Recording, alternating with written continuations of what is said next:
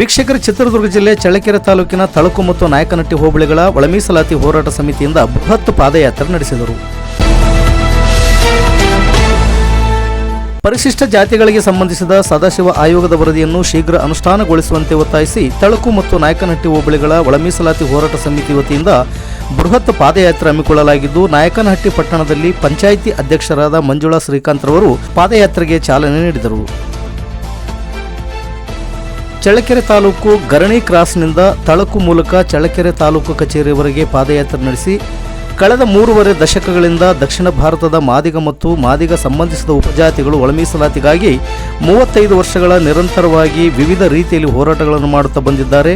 ಆದರೆ ರಾಜ್ಯದಲ್ಲಿ ಅಧಿಕಾರಕ್ಕೆ ಬರುವ ಪಕ್ಷಗಳು ಚುನಾವಣೆ ಬಂದಾಗ ನಮ್ಮ ಪಕ್ಷ ಅಧಿಕಾರಕ್ಕೆ ಬಂದರೆ ಒಳ ಮೀಸಲಾತಿಯನ್ನು ನೀಡುತ್ತೇವೆ ಎಂದು 3 ಪಕ್ಷಗಳು 3.5 ದಶಕಗಳಿಂದ ಆಶ್ವಾಸನೆ ನೀಡುತ್ತಾ ನಮ್ಮ ಸಮುದಾಯವನ್ನು ವಂಚಿಸುತ್ತಾ ಬಂದಿದ್ದಾರೆ.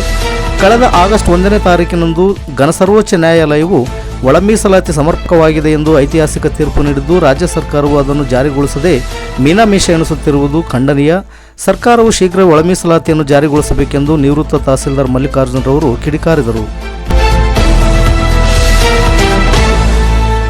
ನಂತರ ಸಾವಿರಾರು ಮಾದಿಗ ಬಂಧುಗಳೊಂದಿಗೆ ತಹಸೀಲ್ದಾರ್ ರವರಿಗೆ ಮನವಿ ಸಲ್ಲಿಸಿ ಸರ್ಕಾರವನ್ನು ಒತ್ತಾಯಿಸಿದರು.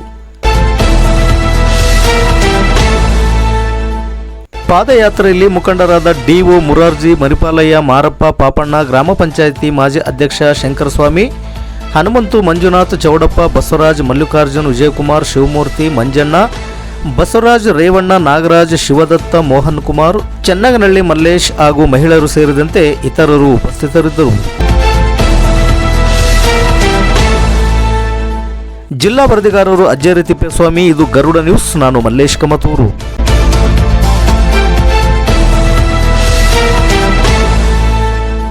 ವರ್ಗೀಕರಣದ ವಿಚಾರವಾಗಿ ಏನು ಕಳೆದ 35 ವರ್ಷಗಳಿಂದ ಸತತವಾದಂಥ ವಿವಿಧ ರೀತಿಯ ಹೋರಾಟಗಳನ್ನು ಮಾಡಿಕೊಂಡು ಇದೆಲ್ಲ ಕೊನೆಯ ಹಂತಕ್ಕೆ ನಾವು ಗುರಿ ಮುಟ್ಟುವ ಹಂತಕ್ಕೆ ನಾವು ತಲುಪಿದ್ದೇವೆ. ನಮ್ಮ ಹಿರಿಯರು ಹೋರಾಟ ಮಾಡಿ ಜೀವನ ತ್ಯಾಗ ಮಾಡಿದ್ದಾರೆ, ಪ್ರಾಣವನ್ನು ಕಳ್ಕೊಂಡಿದ್ದಾರೆ. ಹೋರಾಟಗಳಲ್ಲಿ ಹೋಗಿ ಬರುವಾಗ ಆಕ್ಸಿಡೆಂಟ್ಗಳಾಗಿ ಸತ್ತೋಗಿರೋಂಥದ್ದನ್ನು ನಮಗೆಲ್ಲ ಗೊತ್ತಿರೋಂಥ ವಿಚಾರ.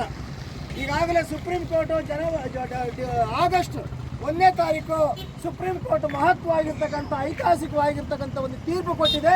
ಒಳ ಮೀಸಲಾತಿ ಜಾರಿ ಮಾಡಲು ನಮ್ಮದು ಯಾವುದೇ ಥರದ ತಕರಾರಿಲ್ಲ. ನಾವು ಸಂಪೂರ್ಣವಾದಂಥ ಆದೇಶವನ್ನು ಸರ್ಕಾರಕ್ಕೆ ಅವರು ಆದೇಶವನ್ನು ಕೊಟ್ಟಿದ್ದಾರೆ. ಈಗ ಆದೇಶ ಪರಿಪಾಲನೆ ಆಗಬೇಕಾಗಿದೆ, ಅನುಷ್ಠಾನ ಆಗಬೇಕಾಗಿದೆ, ಜಾರಿ ಮಾಡಬೇಕಾಗಿದೆ. ಈ ಹಿನ್ನೆಲೆ ಒಳಗಡೆ ಏನು ನಾಯಕನಹಟ್ಟಿ ಮತ್ತು ತಳಕು ಹೋಬಳಿಯ ಎಲ್ಲ ಹಟ್ಟಿಗಳಿಗೆ ಹೋಗಿಬಿಟ್ಟು ಜಾಗೃತಿ ಮೂಡಿಸಿ ಇವತ್ತೇನು ಸಾವಿರಾರು ಸಂಖ್ಯೆಯಲ್ಲಿ ಗರಣಿ ಸರ್ಕಲ್ನಿಂದ ತಾಲೂಕು ಕಚೇರಿವರೆಗೆ ಪಾದಯಾತ್ರೆ ಮುಖಾಂತರ ನಾವು ಈ ಒಂದು ಕಾರ್ಯಕ್ರಮವನ್ನು ಇಟ್ಕೊಂಡಿದ್ದೇವೆ.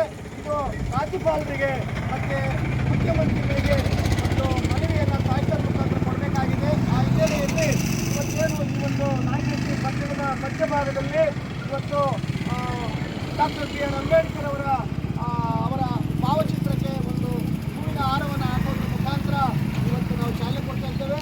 ನಮ್ಮ ಪಟ್ಟಣ ಪಂಚಾಯಿತಿಯ ಪ್ರಥಮ ಪ್ರಜೆ ಆಗಿರ್ತಕ್ಕಂಥ ಶ್ರೀಮತಿ ಮಂಜುಳಾ ಕಾಂತರಾಜ್ ಅವರು ಬಂದಿದ್ದಾರೆ. ಹಾಗೆಯೇ ನಮ್ಮ ಅವರ